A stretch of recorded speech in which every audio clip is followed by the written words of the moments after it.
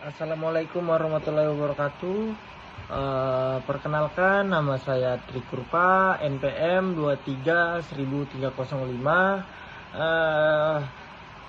Saya akan mereview jurnal atau PowerPoint yang berjudul Pengawasan Pelaksanaan Kemitraan UMKM dan Usaha Besar, Perbandingan Pengaturan di Indonesia dan Malaysia. Latar belakang dan isu penelitian,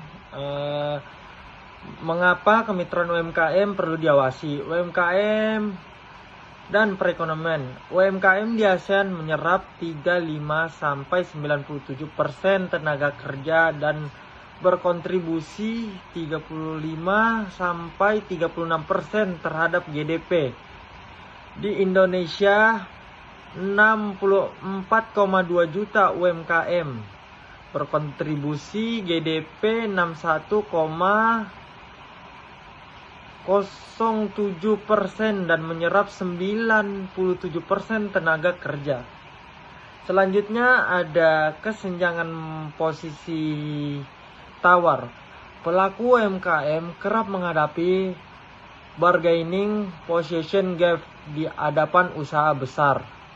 Perjanjian kemitraan sering berbentuk kontrak baku yang klausulnya ditentukan sepihak oleh usaha besar.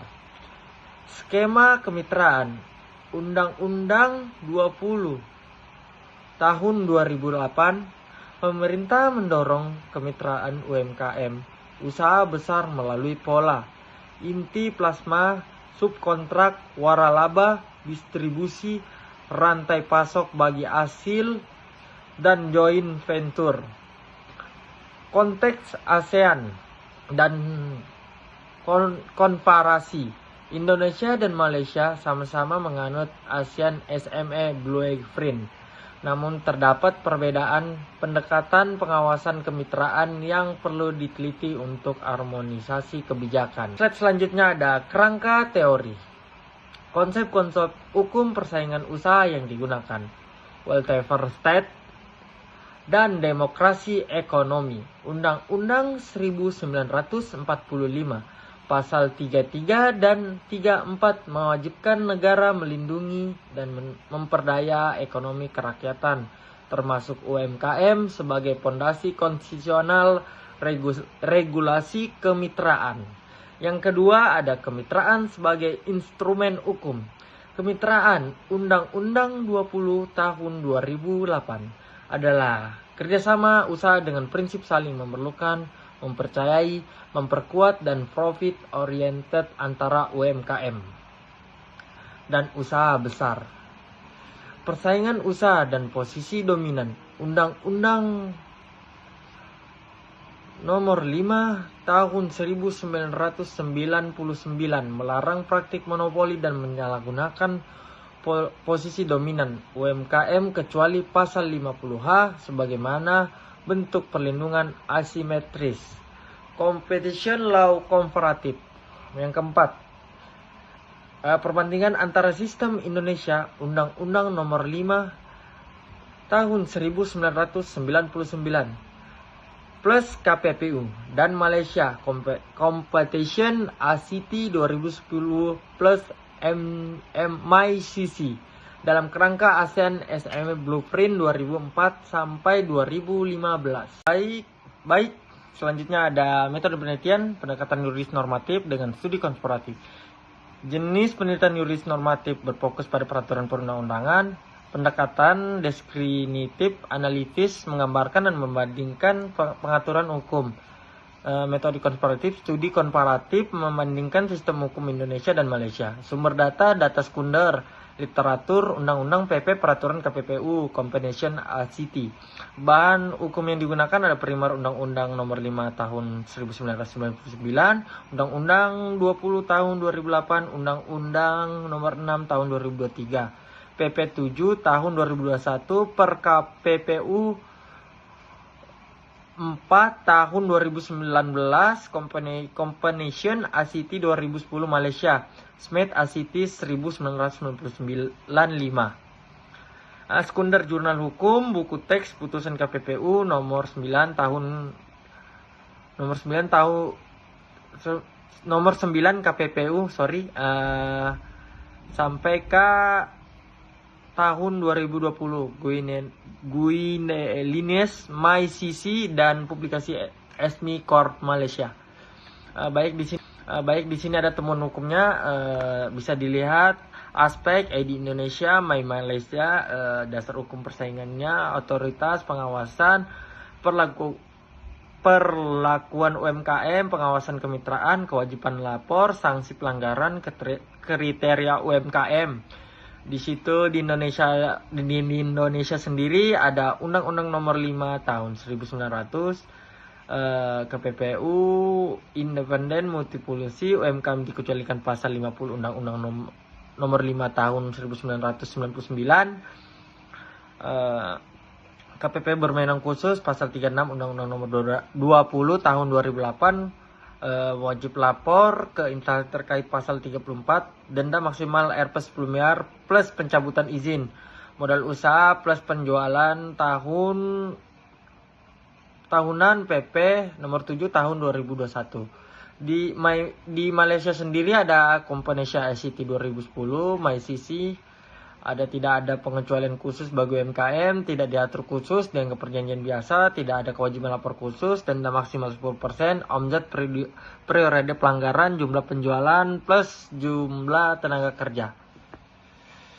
Analisis kritis, keunggulan Indonesia sendiri itu ada KPP memiliki kewenangan multifungsi, konsultasi, investigasi, dan adjudikasi.